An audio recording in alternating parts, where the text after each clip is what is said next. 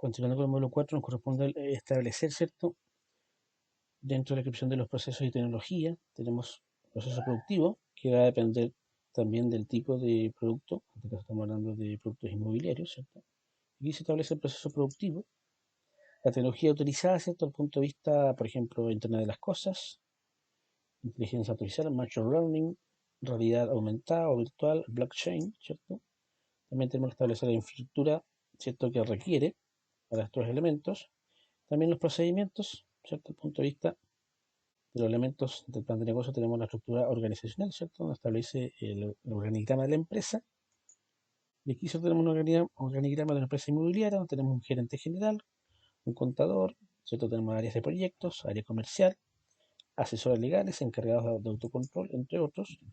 Y aquí ¿cierto? Establecemos las distintas funciones para esta estructura. Por un lado tenemos, ¿cierto? Los contadores, ¿cierto? También tenemos un abogado, ¿cierto? Tenemos, ¿cierto? Los jefes de proyectos. También tenemos los administrativos, ¿cierto? Entre otros. También tenemos sistemas de autocontrol.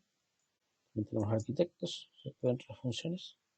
Y aquí, ¿cierto? Llegamos a los elementos de un plan de negocios, donde tenemos información que es económica y financiera. Este debe ser un proyecto que sea rentable, ¿cierto? Y que este se pueda financiar. La importancia, ¿cierto?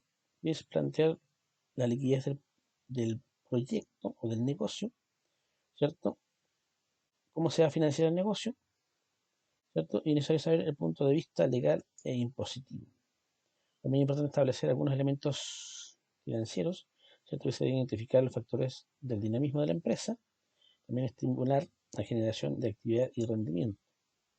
También, ¿cierto? Se debe incluir elementos como la proyección de, pues, idealmente a 5 años, ¿cierto? Y también generar un flujo de caja positivo. Ahora los indicadores financieros pueden ser flujo de caja libre, los planes de inversiones, el valor presente y también la tasa interna de retorno. Ahora, con respecto a la implementación, ¿cierto? Se tienen que establecer elementos como las actividades, los responsables, los hitos, plazos y metas. También, ¿cierto? Un diseño de un cronograma, ¿cierto? Y los recursos humanos, planificación también de las inversiones, ¿cierto? Control y seguimiento de la inversión. Ahora pasamos al modelo de negocio que se denomina modelo Canvas, fue ideado el año 2010, ¿cierto? Y tenemos un beneficio que es muy práctico, intuitivo, divertido, ¿cierto? Permite trabajar de forma de equipo, también desde el punto de vista visual, ¿cierto? Y aquí, ¿cierto? Hace referencia a una serie de preguntas. Primero, ¿qué vender? Hablamos de producto y servicio. ¿A quién vender? Está hablando de los clientes, las relaciones con los clientes y los canales de distribución.